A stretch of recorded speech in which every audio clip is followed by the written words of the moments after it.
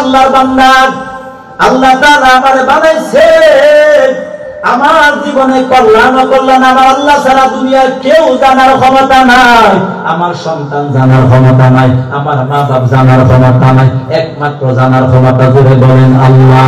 ও নবীর উম্মত গো, আল্লাহ তাআলা বলে বান্দা, এই তোমার জীবনটা কেমনে সুন্দর হবে বান্দা তুমি জানবা না।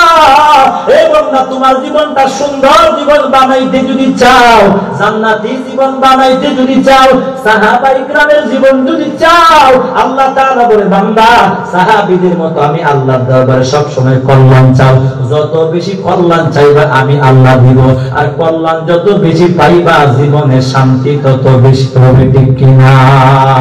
এই বিষয়টা বুঝাবার জন্য আমি ছোট্ট করে একটা ঘটনা আপনাদেরকে শোনায় দেই, মরণ পর্যন্ত মনে রাখবেন। এই ঘটনাটা মরণ পর্যন্ত মনে থাকলে ওই কল্যাণ অকল্যাণের বিষয়টা আপনার ভালো করে বুঝে আসবে। ও নবীর উম্মত গো, আমরা আমাদের জীবনটা নিজে নিজে চালাইবো না, আমাদের জীবনটা চালাইবো আমরা আল্লাহর পরামর্শ মতো, যেরকম ঠিক কিনা? ও নবীর উম্মত, মুলকি আরবের এক যুবক, ওই যুবকের বিয়ার বয়স হয়ে গেল, নাম হলো আমের বিন আনাস। আল্লাহর গোলাম যুবক মা বাবার কাছে গিয়া বলো, মা বাবা আমার বিয়ে করার দরকার, বিয়ে করা দাও। ও নবীর উম্মত, এটাই হলো সুন্নতের আদর্শ। নবী বলেন, ওরে মা বাপ, এই তুমি যখন বুঝবা তোমার সন্তান সাবালক হয়ে গেল, সাবালিকা হয়ে গেল, এরপরে তুমি তোমার সন্তানকে দিনদার পাত্র দেখে বিবাহ করায় দিবা। নবী বলে, উম্মত রে, এই তোমার সন্তান সাবালক সাবালিকা হওয়ার পরেও যদি তুমি মা বাপ ওই সন্তানকে বিবাহ না করায়া দাও, সাবালক হওয়ার পরে যত গুনাহ করবে ওই গুনার একটা ভাগ তুমি মা বাবার আমলনামায় পড়বে। বলেন নাউযুবিল্লাহ। ও নবীর উম্মত, আমের বিন আনাস ডাক দিয়ে বলেন, ও মা বাপ, আমার বিয়ার বয়স হয়ে গেল, প্রয়োজন আমাকে বউ লাগবে, বিবাহ করার জন্য আমার দরকার। আল্লাহর বান্দাকে ডাক দিয়ে বলে, তুমি বউ দেখতে থাকো। সবাই মিলে যখন বউ দেখা শুরু করলেন, আল্লাহর গোলাম যুবক সন্তান আমের বিন আনাস হাঁটতে হাঁটতে গ্রামে দিয়া চলিয়া যায়। পাশের গ্রামে যাওয়ার পরে মানুষ বলা বলে করতে লাগলো, আমের বিন আনাস, শুনলাম তুমি বিয়ে করবা। বলে, হ্যাঁ। এই যুবক সন্তান, আমাদের গ্রামে একটা যুবতী মেয়ে আছে, ওই যুবতী কন্যাটা অনেক আমলওয়ালা, পর্দাওয়ালা, নামাজওয়ালা, কুত্তা পরহেজগারওয়ালা। এ যুবক সন্তান রে, এই যুবক যদি তুমি চাও এই যুবতীকে বিয়ে করো, জীবনে শান্তি পাইবা, জীবন তোমার জীবনটা জান্নাতি জীবন হয়ে যাবে। আমের বিন আনাস রাহিমাহুল্লাহ, আল্লাহর বান্দা যুবক সন্তান মা বাবার কাছে এসে বলে, ও মা, আর বউ দেখা লাগবে না, পাশের গ্রামে একটা যুবতী সন্তান দেখে আসলাম, ও মা, ওই যুবতী সন্তানকে আমি বিয়ে করবো। মা ডাক দিয়া বলে, সন্তান, যুবতী সন্তানকে তুমি দেখছো? বলে, দেখি নাই। ওই শুনলাম যুবতী মেয়েটার আমল ভালো, পর্দাওয়ালা, নামাজওয়ালা, আমলওয়ালা। আল্লাহর বান্দা ডাক দিয়া বলো, মা, ওই যুবতী সন্তানকে দেখা লাগবে না, যুবতী সন্তান যে আমলওয়ালা, নামাজওয়ালা, পর্দাওয়ালা, ওই আমলের জন্য যুবতী সন্তানকে না দেখে বিয়ে করার জন্য রাজি হয়ে গেলাম, আমলের জন্য রাজি হয়ে গেলাম। আমল কি? আমল।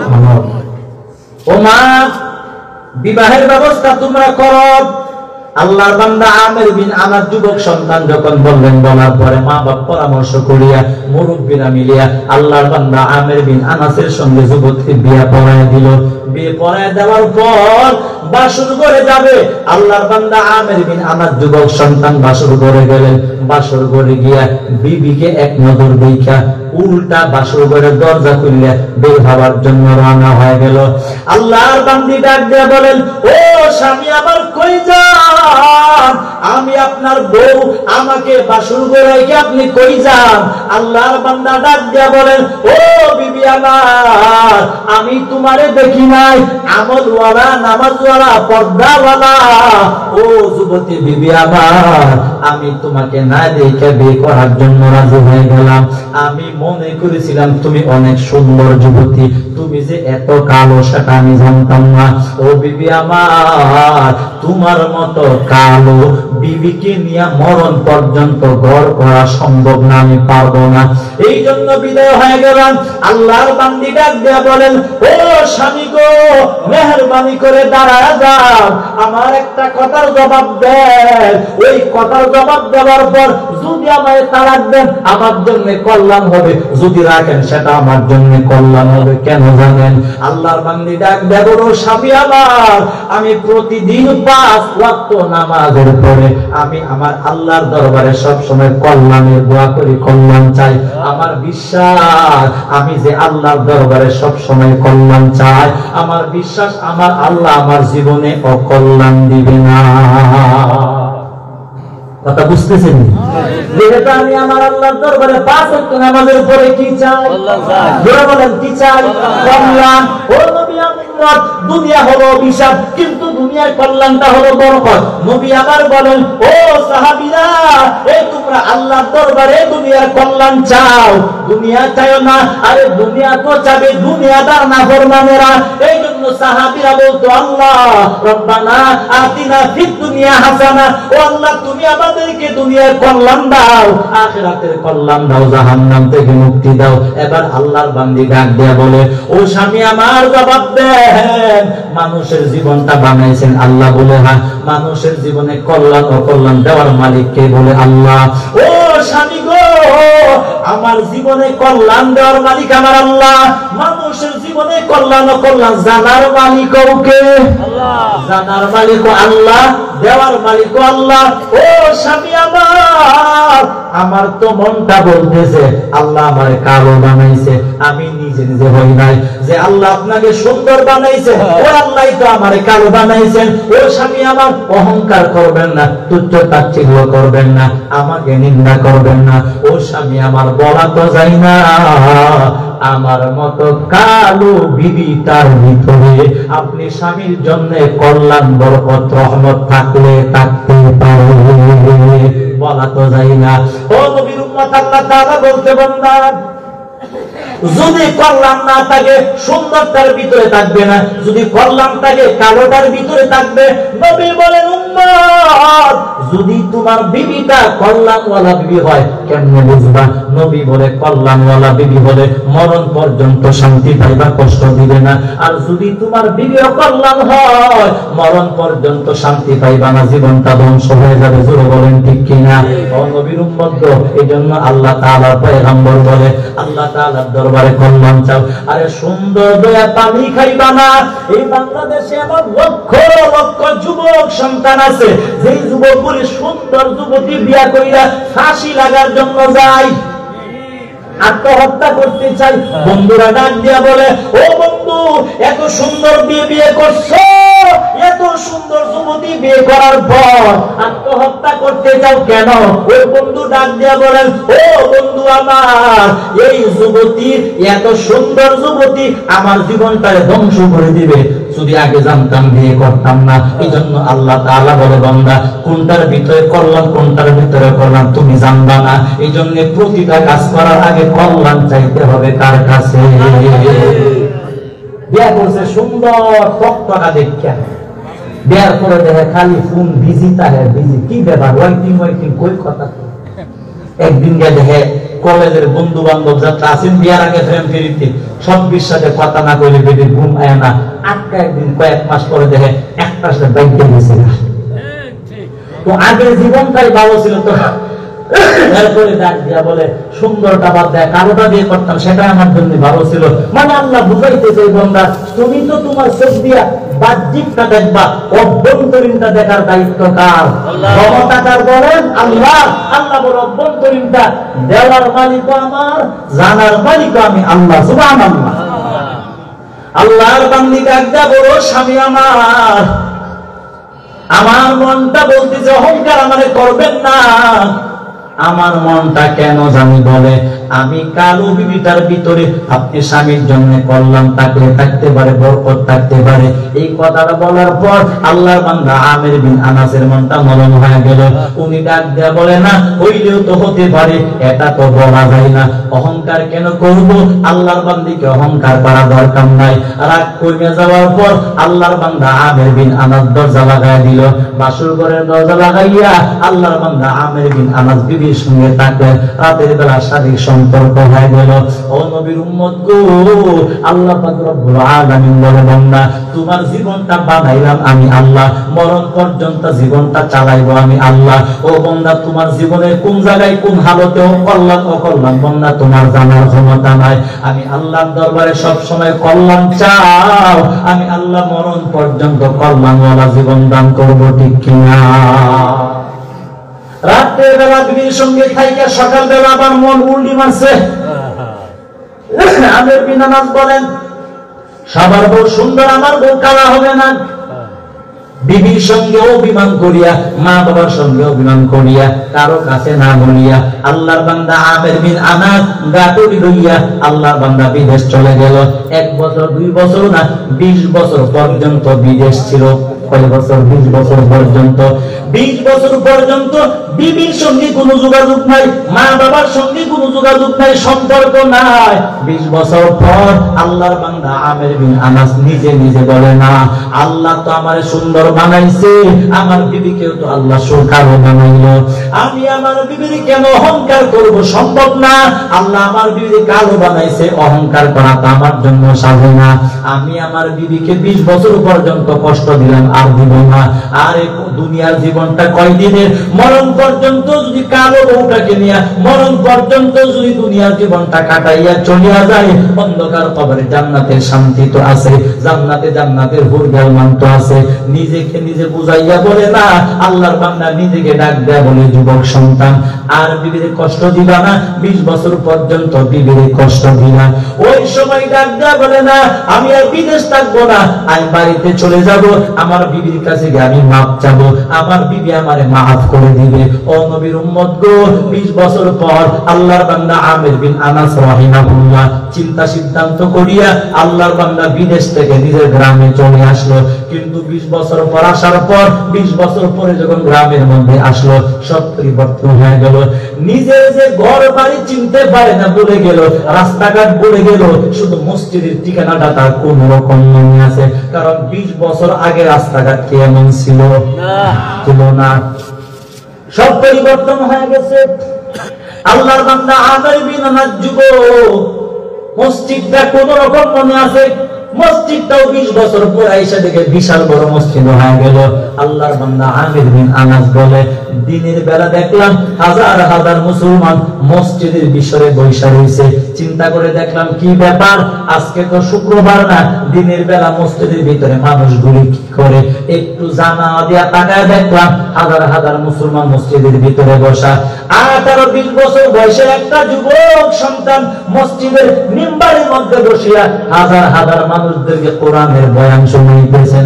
আমির বিন আনাস বলে, আমি আমার জীবনে কত কোরআনের বয়ান শুনলাম, এই যুবকের মতো এত সুন্দর কোরআনের বয়ান আমি আমার জীবনে শুনি না। দিলটা আমার ঠান্ডা হয়ে গেল। আমির বিন আনাস আল্লাহর বান্দা যুবকের বয়ান শোনার পর আত্মহারা হয়ে গেল, কলিজা ঠান্ডা হয়ে গেল। এবার মসজিদের কিনারে এলাকার কিছু দোকানদার ছিল, ওই দোকানদারদেরকে ডাক দিয়ে বলে, ভাই এই যুবক সন্তানটা কোরআনের বয়ান করে, এই যুবক সন্তানটার বাড়ি কই? ওই যুবকের মা কই? যুবকের বাবা কই? যুবকটা কে? তাড়াতাড়ি আমারে বলিয়া দাও। এবার যুবক সন্তানটার ব্যাপারে এলাকার মানুষ ডাক দিয়ে বলে, এই মুসাফির ভাই গো, এই যুবক সন্তানের বাড়ি হয়েছে দেখা যায়, এই যুবকের মা আছে কিন্তু যুবকের বাবা নাই, এই যুবকের বাবা কই? ওই মুসাফির ডাক দেয়া বলে, ভাই ওই যুবকের অনেক বছর আগে বাড়ি থেকে চলে গেল, এখনো পর্যন্ত আসে না। এবার এই কথাটা শোনার পরে আমির বিন আনাসের ভিতরটা মুখ দিয়ে উঠলো, আরে অনেকদিন আগে তো বাড়ি থেকে আমি চলে গেলাম। আবার বলেন, না না, আমি ছাড়া অন্য মানুষও তো যাইতে পারে, পরিপূর্ণ কনফার্ম হলেন না। আল্লাহর বান্দা আমির বিন আনাস ডাক দিয়া বলেন, ও দোকানদার ভাই গো, একটু মহব্বত করিয়া বলো এই যুবক সন্তানটার পরিচয়টা কি বলো। এবার দোকানদাররা বলে মুসাফির গো এই যুবক সন্তানটা হলো বর্তমান তামাম দুনিয়ার মধ্যে সবচেয়ে বড় আলেম। ওই যুবকের চাইতে বড় আলেম বর্তমান দুনিয়াতে কেউ নাই, বিশেষ করে জাজিরাতুল আরবে কেউ নাই। এই মুসাফির মানুষ গো এই যুবক সন্তানটা কত বড় আলেম জানো? ওই যুবক সন্তানটা কত বড় আলেম? ওই যুবক সন্তানটা হলো 10 লক্ষ হাদিসের হাফেজ। হাফিজুল হাদিস না হুজ্জাতুল হাদিস। এই যুবক সন্তানটা 10 লক্ষ হাদিসের হাফেজ। এই যুবক সন্তানটাকে জানো? এই যুবক সন্তানটা ছিল মালিকি মাযহাবের ইমাম মালিক রাহমাতুল্লাহি আলাইহি। মালিকি মাযহাবের ইমাম মালিক রাহমাতুল্লাহি আলাইহিকে জানো? যিনি ওনার জীবনে আল্লাহকে 100 বার স্বপ্নে দেখছেন, 100 বার বলছেন আল্লাহ ও রব্বুল আলামিন আমার আল্লাহ তোমার দরবারে সবচেয়ে মহব্বতের আমল কোনটা বলো। আল্লাহ তাআলা বলে ইমাম মালিক রে আমি আল্লাহর দরবারে সবচেয়ে মহব্বতের আমল হলো কোরআনে কারীমের তিলাওয়াত। ইমাম মালিক রাহমাতুল্লাহি আলাইহি যুবক মানুষ আল্লাহকে 100 বার স্বপ্নে দেখছেন। আর আমরা স্বপ্নে কি দেখি? আমরা স্বপ্নে দেখি কুত্তা কাপ মারছে, পুলিশে গ্রেফতার করছে, গরু কুত্তা মারছে, গাড়ি অ্যাক্সিডেন্ট করে ধরা দিয়েছে, ঠিক কিনা জোরে কয়? এমন আল্লাহ জাল্লা স্বপ্ন কেন দেখো রে যুবক জানো? 1 নাম্বার কারণ হলো ঘুমের সময় দান করতে ঘুমাই না, ঘুমের দোয়া করে ঘুমাই না। ও নবীর উম্মত কুকুর হইয়া ঘুমাও, গান শোনাই গান শুনিয়া শুনিয়া ঘুমাও, নাপাক জিনিস দেখে দেখে ঘুমাও। আল্লাহ জাল্লা ঘুমাইলে ভালো স্বপ্ন দেখা তোমার কপালে হবে না। ইমাম মালিকের মতো যুবক হও, আমলওয়ালা হইয়া তুমি ঘুমাও, ঘুমের দোয়া করিয়া ঘুমাও, দেখবা তুমি একদিন নবী পাকের দিদারে ধন্য হয়ে যাইবা। ঠিক কিনা? এই সব কিন্তু আমরা দেখি স্বপ্নে দেখে ঘুমাইতেছে পুলিশে, ঘুমের তৃতীয়টা ভাবি রুলা হয়ে গেছে ধরতে ধরতে স্বপ্নে আসেনি উপর ঘুমাই ওইভাবে। এটাকে কি বলে আপনাদের দিকে? উপর হইয়া ঘুমানো হারাম। বলেন কি? বেশিরভাগ যুবকরা জানেন বারিশ একটা বুয়া সিমার মধ্যে দিয়া মোবাইল এমনি লইয়া শয়তানের মতো দেখতে পায়। একটা চোখ বাড়ার মতো বড় ব্যাটারি চার্জ করে আপনি চায় না। শয়তানের জাত দেখো, তুই জানিস না আমি করছে উস্তাদ দ্বারা, তুই কি শয়তান? আমি তো বড় শয়তান হয়ে গেছি। আফসোস আমাদের জন্য। উপর হয়ে ঘুমানো হারাম। বলেন উপর হয়ে ঘুমানো কি হারাম? নবী পাকের পরবর্তী নবীর মধ্যে দিয়া দেখলেন এক সাহাবী উপর হয়ে ঘুমাইছেন, আল্লাহ নবী ধমক দিয়া বলছেন উপর হয়ে ঘুমাইবা না। কেন? নবী বলেন জাহান্নামীদেরকে যখন আল্লাহর ফেরেশতারা জাহান্নামে নিবে তখন চেহারা নিচের দিকে দিয়ে উপর করে জাহান্নামে নিবে। এজন্য উপর হয়ে ঘুমানো না জায়েজ। বলেন ঠিক কিনা? ইমাম মালিক রাহমাতুল্লাহি আলাইহি যুবক মানুষ কুরআনের বয়ান করে। আমির বিন আনাস রাহিমাহুল্লাহ আল্লাহর বান্দার পরিচয় জানার পরে আবার দ্বিতীয়বার গিয়া মসজিদের কোণার মধ্যে বসিয়া অনেকক্ষণ পর্যন্ত বয়ান শুনলেন। আর মনে মনে বলে আল্লাহ এমন একটা যুবক যদি আমার সন্তান হইতো আমার দুনিয়ার জীবনটা কল্যাণওয়ালা হয়ে যেত। সুবহানাল্লাহ। ও আল্লাহ এমন একটা যুবকের বাবা যদি আল্লাহ তুমি আমারে বানাইতা আমার দুনিয়ার জীবনটা কল্যাণওয়ালা হয়ে যাইত।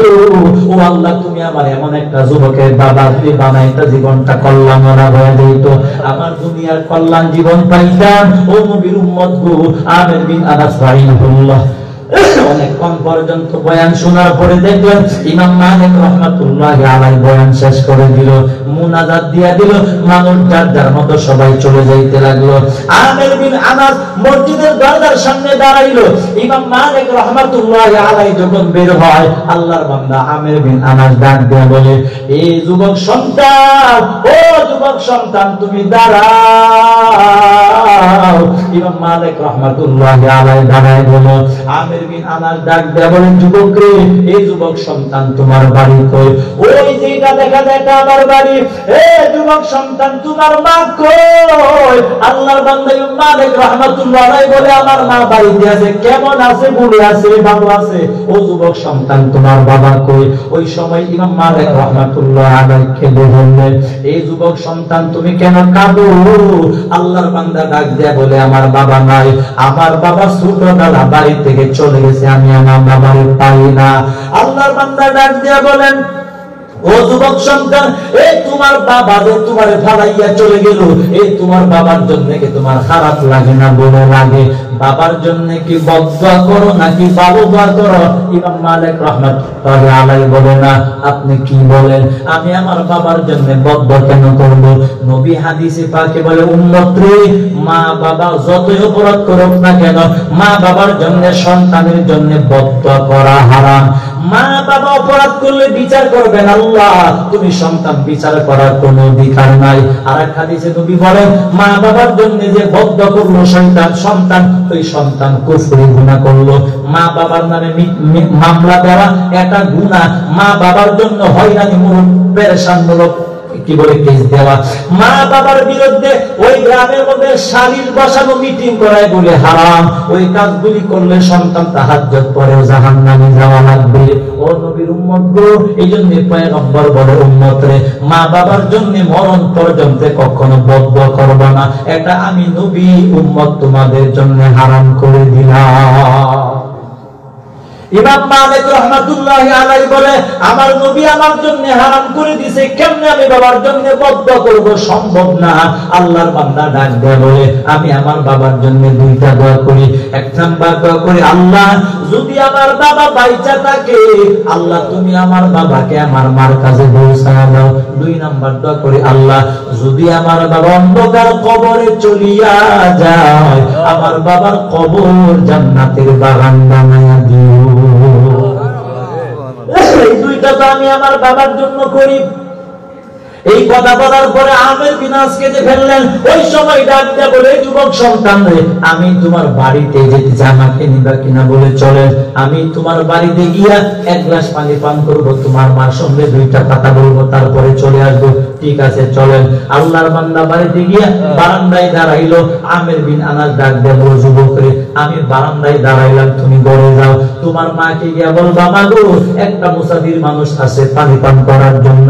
তোমার মা পানি গ্লাসটা হাতে দিবে, এরপরে তুমি পানি হাতে লইয়া তোমার মাকে বলবা, মা, যে মুসাফির পানি পান করবে, ওই মুসাফির বলছে তোমার একটা কথা বলার জন্য। কি কথা? যখন তোমার মা কথা জানতে চাইবে, ওই সময় তোমার মাকে বলবা, মা গো, মুসাফির মানুষটা বলছে, বলা তো যায় না, কালো মানুষটার ভিতরে কল্যাণ, বরকত, রহমত থাকতে পারে, এইটুকু কথা শুধু বলবা।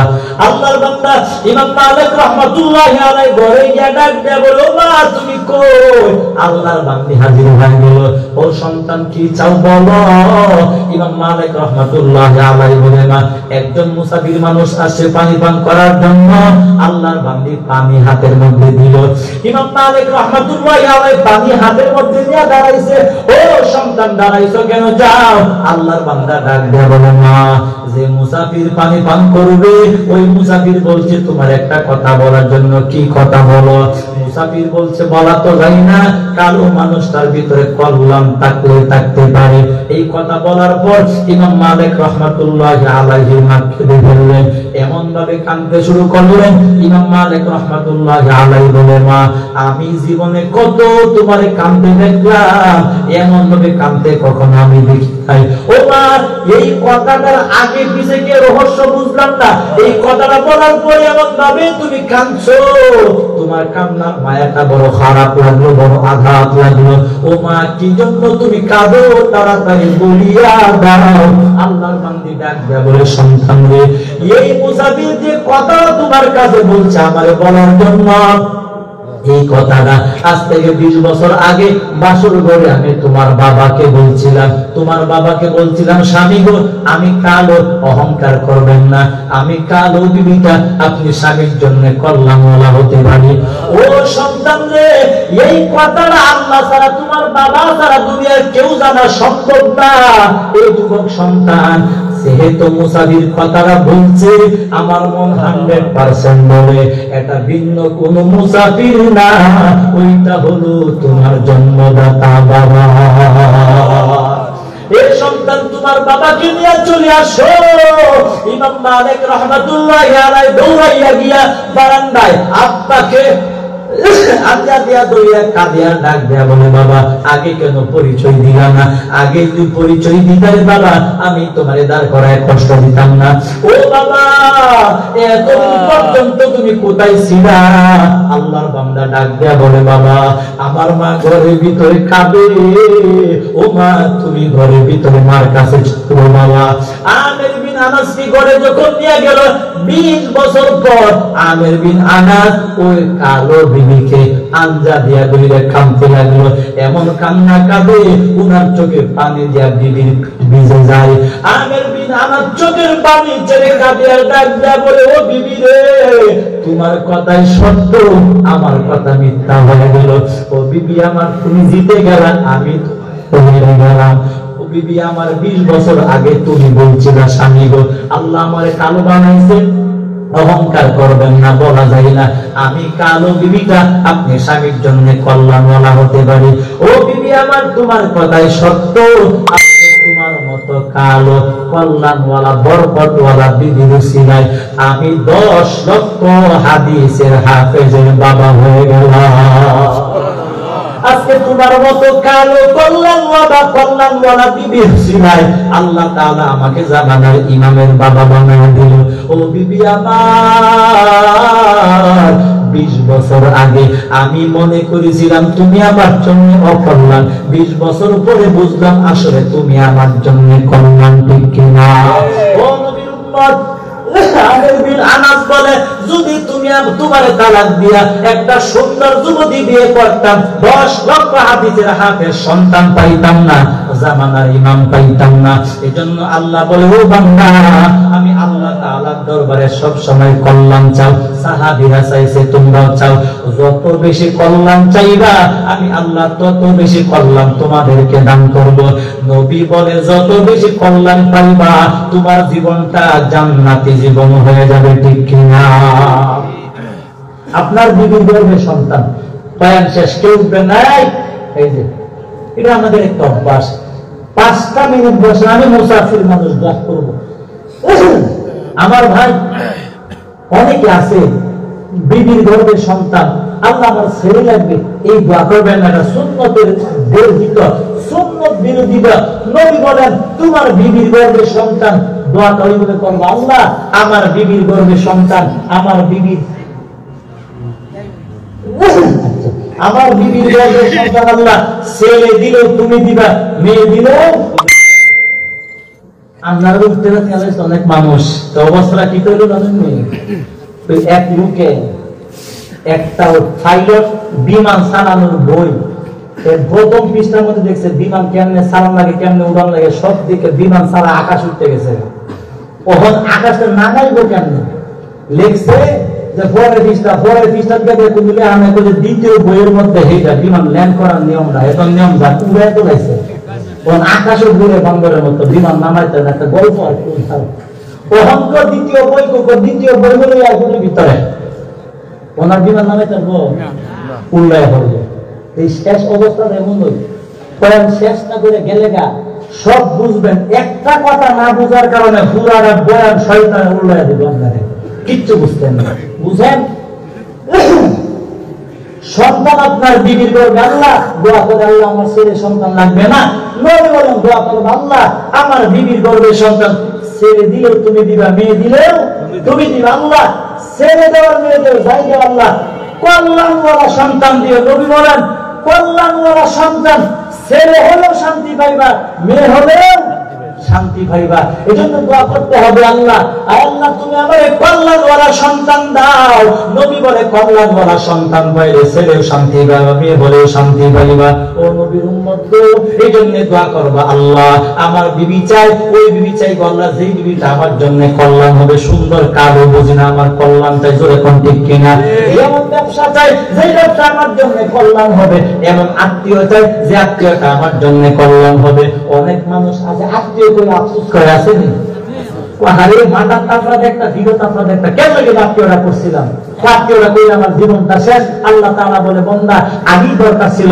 এই জন্য বিবাহের ক্ষেত্রে দোয়া করবেন, আল্লাহ এই পরিবারের সঙ্গে আত্মীয় করাটা আমার জন্য কল্যাণ যদি হয় ব্যবস্থা তুমি করে দাও। আল্লাহ কল্যাণ না হলে দূরে সরাইয়া দাও। আল্লাহ তাআলা বলে কল্যাণ যখন চাইবা তখন কল্যাণ হলে আমি আল্লাহ দিব, না হলে দিব না।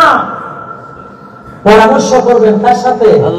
আমরা প্রথম পরামর্শ বন্ধুর সাথে। বন্ধু এই জায়গায় আমাদের দিয়ে আলাপ করছি, বন্ধু তো ঢেইলা ঢালাও কেমনে সাবুকটা আরে হ্যাঁ 14 গোষ্ঠী সরকারি চাকরি করে ওইদিকে রাজি গেছে গা, তখন বিয়াদেরকে আফসোস করে বিয়া দেশে না। আপনি আগে দোয়া করবেন, পরামর্শ করবেন আল্লাহর কাছে। আপনার বন্ধু জানে না ওই আত্মীয় করলে আপনার যে কল্যাণ হবে না কেউ কল্যাণ হবে, আপনার বন্ধু জানে না, জানে কে? নামাজ পড়লে দোয়া করবেন, আল্লাহ ওই পরিবার আত্মীয় করাটা যদি আমার জন্য কল্যাণ হয় আল্লাহ তাহলে তুমি যাও, কল্যাণ না হলে দরকার নাই। আল্লাহ তাআলা বলে বান্দা তুমি যখন জীবনের প্রতিটা মুহূর্তে আমি আল্লাহ তাআলার কাছে কল্যাণ চেয়ে চেয়ে দোয়া করবা, তখন আমি আল্লাহ তোমার কল্যাণ গুলি দিব। আর কল্যাণ যত বেশি পাইবা তোমার জীবনে শান্তি তত বেশি হবে, জোরে বলেন ঠিক কিনা।